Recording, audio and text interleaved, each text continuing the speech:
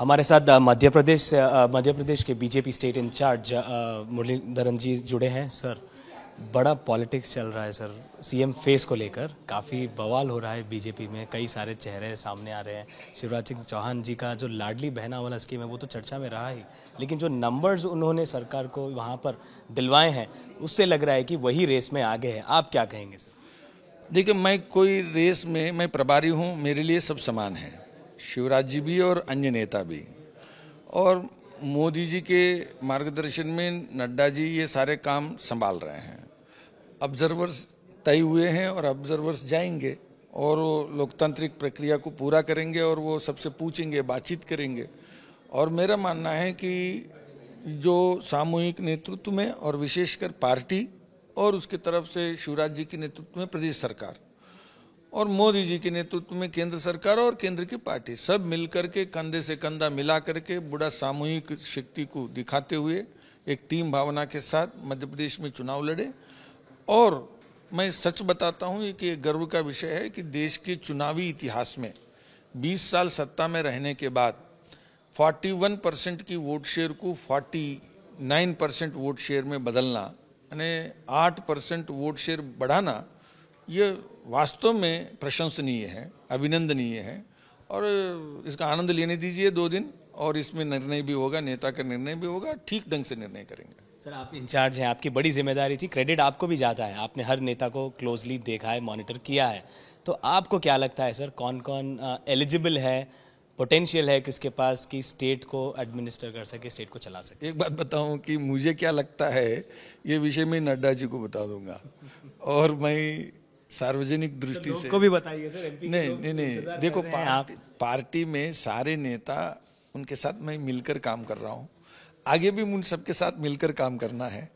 इसलिए मैं जहाँ बताना है और जहाँ लेना है वो लोग ले लेंगे और वो निर्णय करेंगे, और जो निकलेगा वो नड्डा जी के नेतृत्व में बात बाहर आ जाएगी।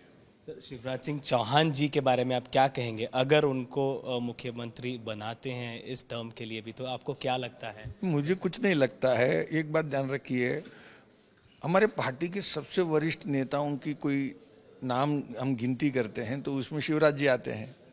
कई प्रकार के दायित्वों को उन्होंने संभाला, और एक प्रदेश में लगातार मुख्यमंत्री के नाते 18 साल से ज़्यादा रहने का मौका अगर किसी एक को मिला है तो इस पार्टी में तो उनको मिला है।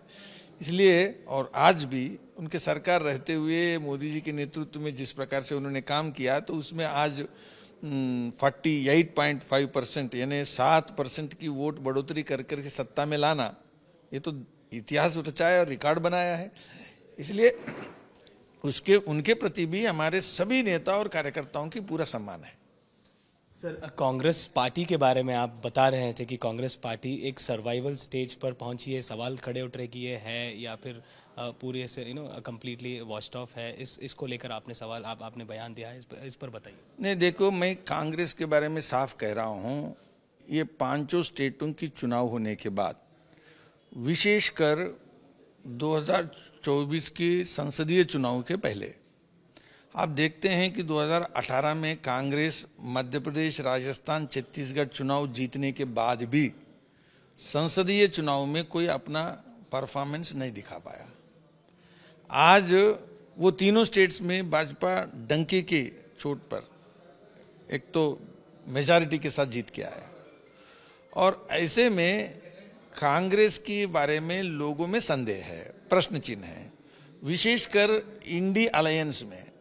मुझे बताइए कि कांग्रेस को केंद्र बिंदु में रखना और मानना और राहुल गांधी को महत्वपूर्ण नेता मानना, तो क्या क्या आधार क्या है, क्या देने वाले हैं वो? जो व्यक्ति राजस्थान में पार्टी को नहीं जिता सकते हैं, मध्य प्रदेश में पार्टी को नहीं जिता सकते हैं, छत्तीसगढ़ में पार्टी को नहीं जिता सकते हैं, और जहां सत्ता में है वो सत्ता निकल जाती है, और ऐसे में मेरे लिए नहीं, जनता के लिए नहीं, वो तो बाद में है, उनकी जो अलायंस पार्टनर्स हैं उन्हीं के मन में बड़ा प्रश्न चिन्ह खड़ा हुआ है।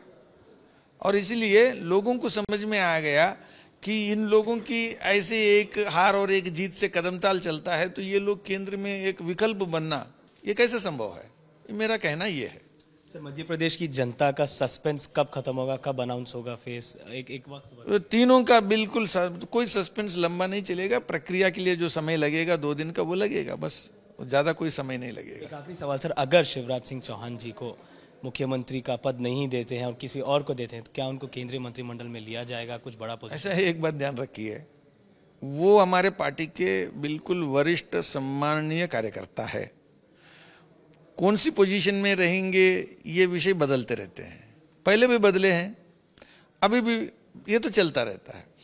एक बात तो मैं पक्का कहता हूं कि जो भी भूमिका उनको तय करेंगे वो समग्र रूप से सोचकर तय करेंगे और इसमें पूरी केंद्र की टीम पूरी गंभीरता से सोचेगी कोई भी जिम्मेवारी देना है। और चीफ मिनिस्टर, केंद्रीय मंत्रिमंडल, पार्टी के काम और ये क्या है, वो सारे चीज़ें ये पार्लियामेंट्री बोर्ड और विशेषकर मोदी जी के गाइडेंस में नड्डा जी ये तय करेंगे, सबसे संवाद करके तय करेंगे, शिवराज जी से भी बात करेंगे, वो ऐसा कुछ नहीं। धन्यवाद सर हमसे बातचीत करने के लिए। तो ये थे मध्य प्रदेश के स्टेट इंचार्ज बीजेपी से मुरलीधरन राव। कैमरा पर्सन दामोदर के साथ अब्दुल बशीर, हैदराबाद।